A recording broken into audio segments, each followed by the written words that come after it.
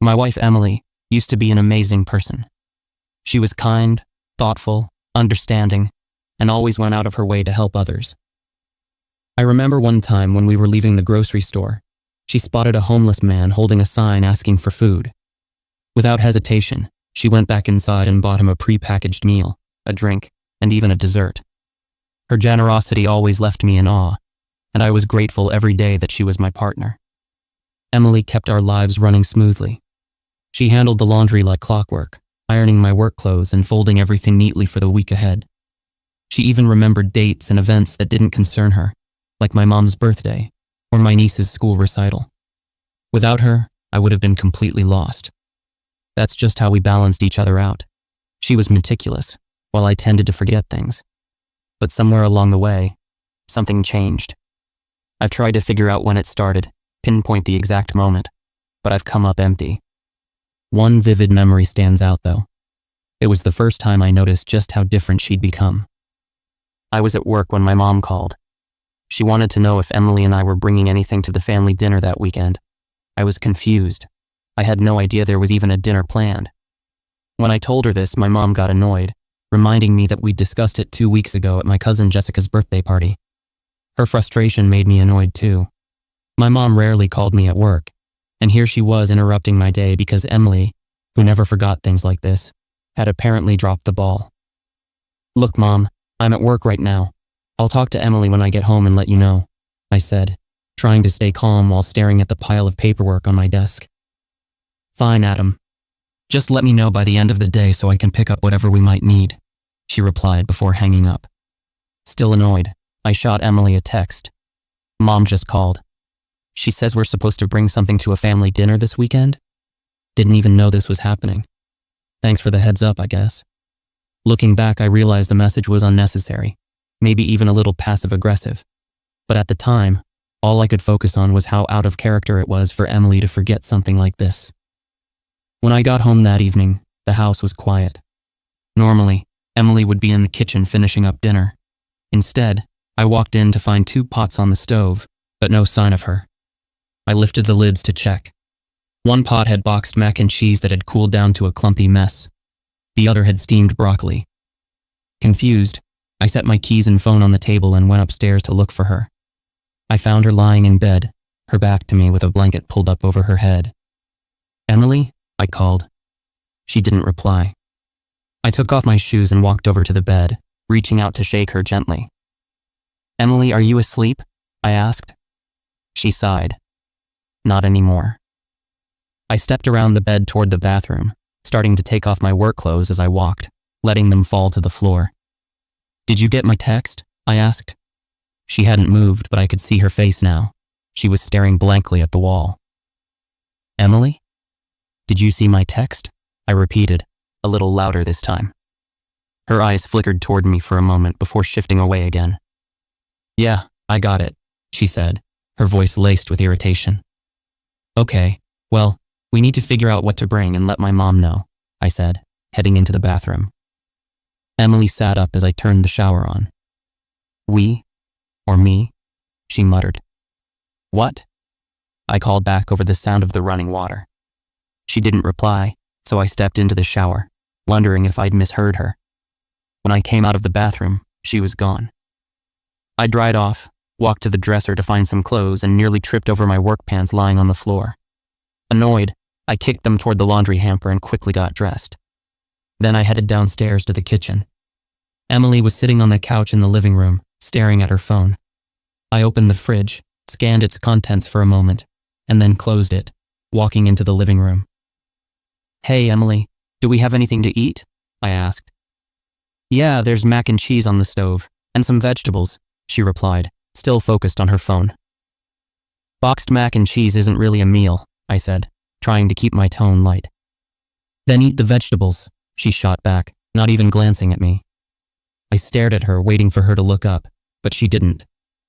"Babe, you know I don't really like broccoli," I said finally. At that, Emily snapped her head up, glaring at me. "Then starve. I don't care," she spat. Before I could respond, she got up, marched upstairs, and slammed the door to her office shut, leaving me standing there, stunned. I didn't know what to say or do. Her reaction had completely blindsided me. That night, I ended up making a peanut butter and jelly sandwich and sleeping alone in our bed. The next morning, Emily stayed locked in her office while I scrambled to get ready for work. I had to run around packing my lunch, getting dressed, making coffee, and grabbing a quick breakfast. Normally, Emily would have handled half of these things without me even asking. By the time I left the house, I was beyond frustrated. I couldn't understand what had gotten into her lately. All day at work, I felt distracted, angry, tired, and annoyed. To make matters worse, my mom texted me during my lunch break to follow up about the dinner. I ignored her message and turned my phone off for the rest of my shift. Over the next few days, the pattern continued. Emily barely spoke to me. Every evening when I came home, there was either no dinner or random leftovers from whatever she'd eaten earlier. She spent most of her time scrolling on her phone or locked away in her office. When I tried talking to her, she'd give me short, clipped answers. It felt like she was in a different world entirely. Meanwhile, I was left confused and wondering what had happened to the Emily I used to know. One Saturday morning, I saw Emily doing yoga in her office with the door open. I stood in the doorway as she followed along to a video playing on her laptop. She turned toward me mid-stretch, her eyes closing briefly when she noticed me.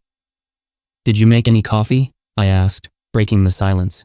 Without opening her eyes, she switched positions, stretching to the other side. "I don't even drink coffee, Adam." I watched her for a moment as she stood up, lifted one leg, leaned forward, and opened her arms in a balancing pose. "What are you talking about?" I asked. Her head snapped toward me, her tone sharp. "I don't fucking like coffee." I stayed quiet, letting her continue her routine, but I kept watching her. "You know," I said finally, "you really need to calm the fuck down. Maybe the yoga was a good idea." I turned and walked away after that, not bothering to wait for a response. Not that she would have given me one anyway. We didn't speak for the rest of the day. We also never made it to the family dinner that evening. Of course, I got calls from my family asking where we were. Feeling petty, I told them it was Emily's fault, that she didn't want to see them. That turned out to be a big mistake. Later that night, Emily threw open her office door, marched downstairs and stood in front of the TV while I was in the middle of watching a movie. "Can you move?" I asked, annoyed. "Did you tell your fucking parents that I didn't want to see them?" she yelled, her voice sharp and furious. I sighed, leaning to the side to see around her body. "You've got to be fucking kidding me," she said, letting out a dry laugh. "Well, it's the truth, isn't it?" I said, shrugging. "You didn't bring it up, you wouldn't talk about it, so what else was I supposed to do?" She crossed her arms over her chest, glaring at me. "Oh, I don't know, Adam. Maybe think of something yourself for once instead of relying on me or your mom to do everything for you." I rolled my eyes. "You know, you've been acting like a bitch lately, and I don't appreciate it. This," I gestured vaguely toward her, "is not the person I married." Emily stared at me, her expression unreadable, before she turned and walked away without another word. The next morning, everything fell apart. When I woke up, I smelled something cooking in the kitchen. I walked downstairs and saw Emily moving around, stirring something in one pan and flipping something in another. For a moment, I thought things were back to normal. I stepped into the kitchen, smiling. "Good morning, babe," I said as I approached the counter. At the sound of my voice, Emily turned to face me. The smile froze on my face as my breath caught in my throat. Her face. It was her face, but it wasn't. It was wrong. It was terrifying. Half of her face was bright and cheery, done up with makeup, her lips curled into a warm smile, her eye looking kind and full of light. But the other half was horrifying. The sneer on that side of her face didn't look human.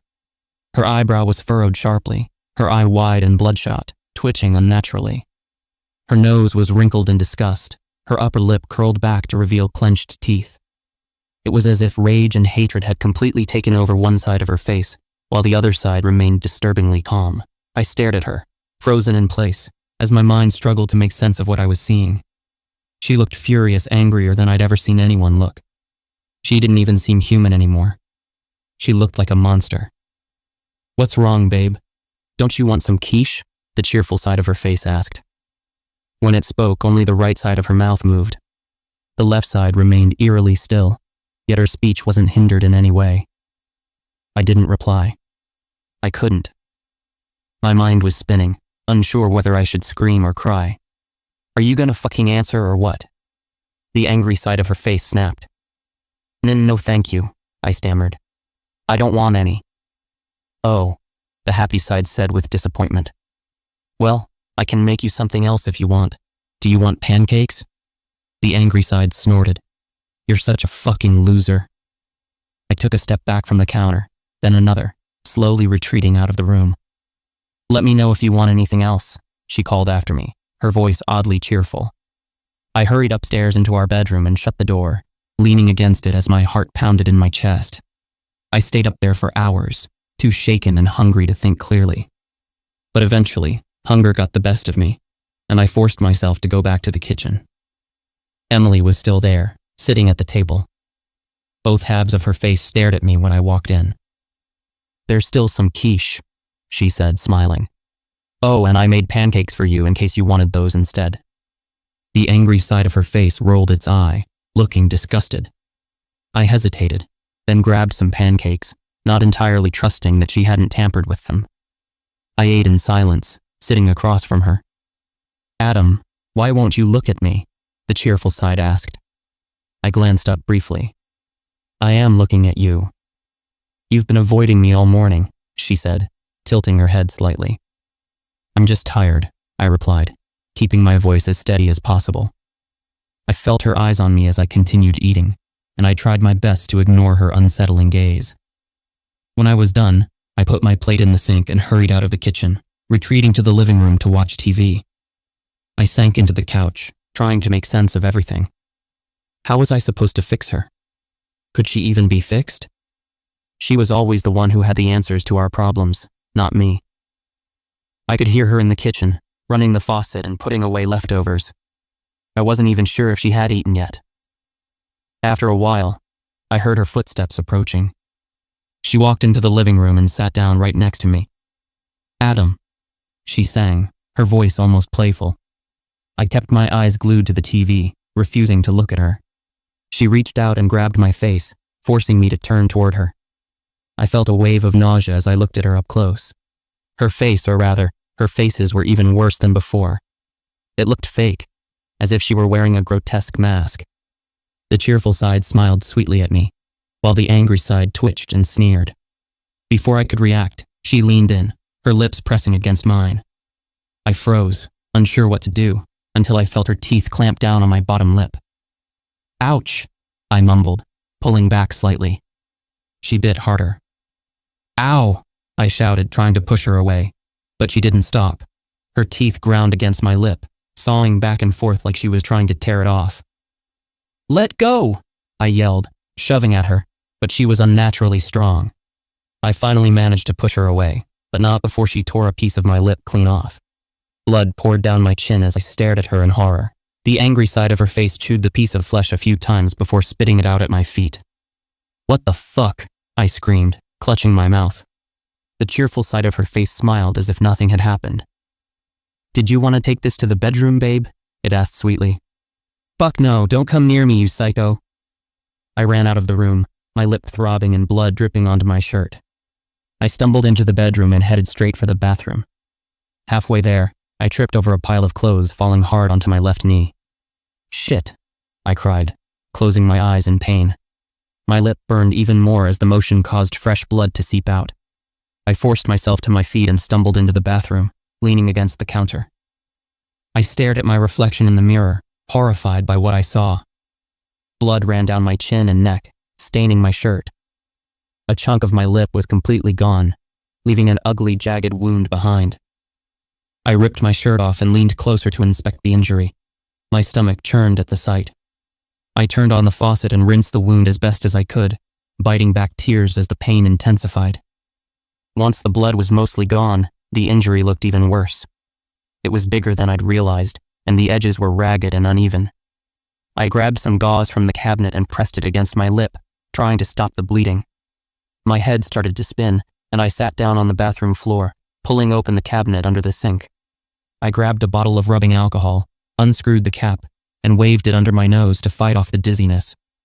After a few seconds, the lightheadedness subsided.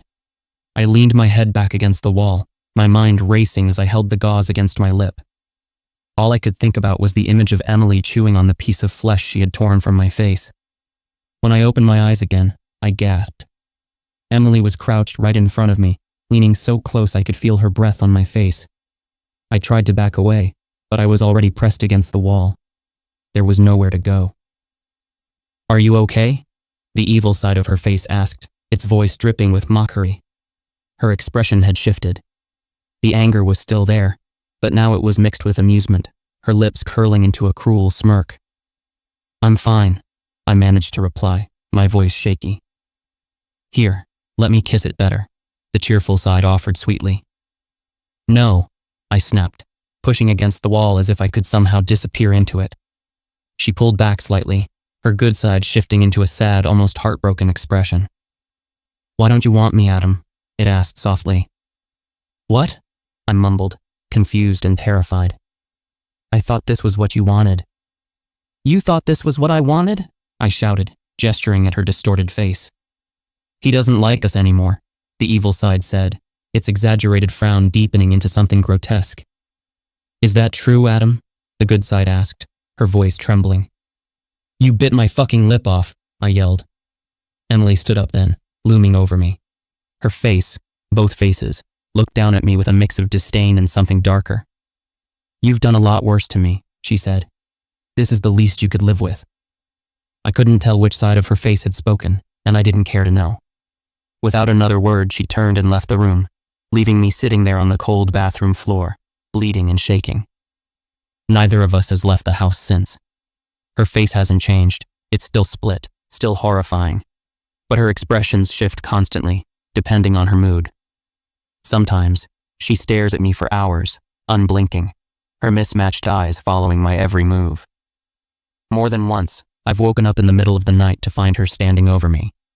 Her face hovers mere inches from mine as she stares, her expressions flickering back and forth between rage and sadness. It feels like both sides of her hate me now. One morning, after I stepped out of the shower, she was standing in the bathroom doorway holding a knife. My stomach dropped, and I froze, convinced that this was it, that she was finally going to kill me. The evil side of her face looked angrier than ever, its eye twitching, its sneer deepening. But I realized that it was the cheerful side of her face holding the knife. And somehow, I think that's the only reason I'm still alive. Every day is the same.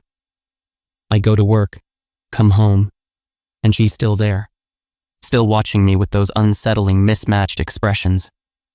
As soon as I pull into the neighborhood, my palms start sweating, my heart pounding in my chest. I've thought about running, but I don't think it would make a difference. I think she would find me no matter where I went. Last week, I was at a restaurant for a lunch meeting with a client. Out of the corner of my eye, I swear I saw her standing outside, just watching. My wife used to be kind. She used to be the person I trusted most in this world. But now I'm terrified of her. If enjoying this video, don't forget subscribe my new YouTube channel.